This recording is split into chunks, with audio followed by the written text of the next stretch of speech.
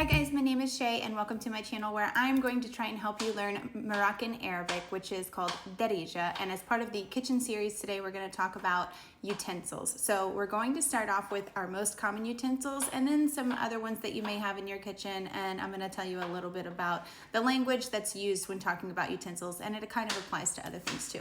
So first we're going to talk about a knife. So you're going to call a knife skeen.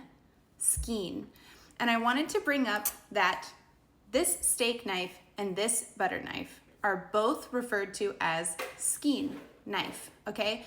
But if they are asking specifically, if you want to ask specifically for a knife, like a butter knife, then you're going to ask for skeen dil tabla, like a knife that you would put on the table. That's what you would ask for, okay? Skeen dil cuisina is one that you would use in the kitchen, a knife that you would use in the kitchen. So both of these are referred to as skeen, a knife, but then you use descriptive words to try and say specifically what kind of knife you're asking for. Next, we're going to talk about a fork, and a fork is called fourchette. Fourchette.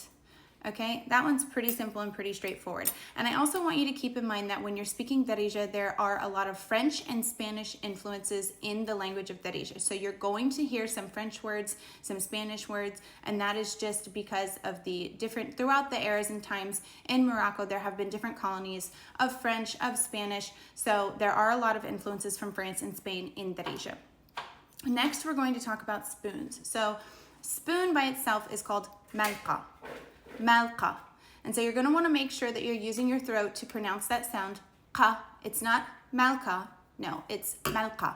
Okay? So this spoon, which is like your average spoon in your kitchen of the bigger size, and then you have this spoon, which is a little bit smaller in size.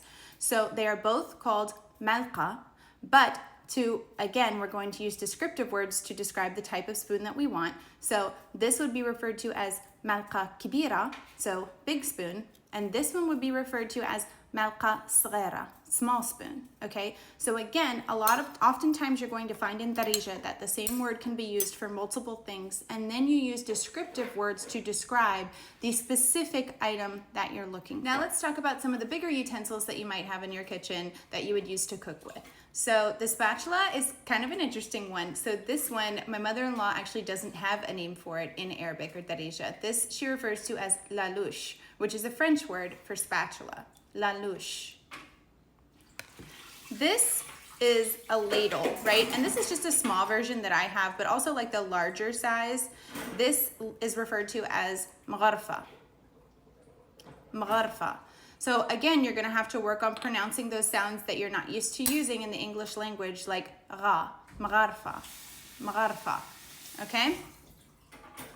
This is a strainer, right? And this is a little bit interesting as well, because remember we said that the ladle is referred to as magharfa, right? So this is similar to a magharfa, but this is a strainer ladle. So this would be referred to as magharfa sfaya. A strainer is sfaya, sfaya, sfaya. So keep in mind that when you're speaking Darija, again, the same words are going to be used for multiple things, but you're going to use descriptive words to distinguish those things from one another, okay? So these are tongs. Tongs, again, a French word, la pince, pince. Okay, that's for tongs. The last one that I have for you is a whisk, and a whisk is fouet, le fouet, fouet, okay? So a lot of times when you're speaking in Darija, or when you're hearing people speak Darija, again, you're going to hear a lot of French words, and that's okay because French is taught as a second language in Morocco, and there's a lot of French influence on the language. So while you hear me speaking Darija, you're often going to hear me use French words. And to be honest with you, I wouldn't know an Arabic word or a Darija word for that, because since I learned Darija from my mother-in-law, those are the words that she uses to describe those items. So again, there's a lot of French influence, and you're going to hear a lot of French when you're speaking Darija. I'm going to continue this kitchen series. And the next one I'm going to do dishes, so things like cups and plates and the differences between those things, and we'll continue on with the kitchen series from there. So if you want to continue to try and learn Darija or improve your Darija if you already speak Darija, then please subscribe, hit that like button. You can also follow me over on TikTok and on Instagram, where I'll continue to upload more content. And I hope that you stick around, and I hope that I'm able to help you guys learn Darija or to improve your own Darija.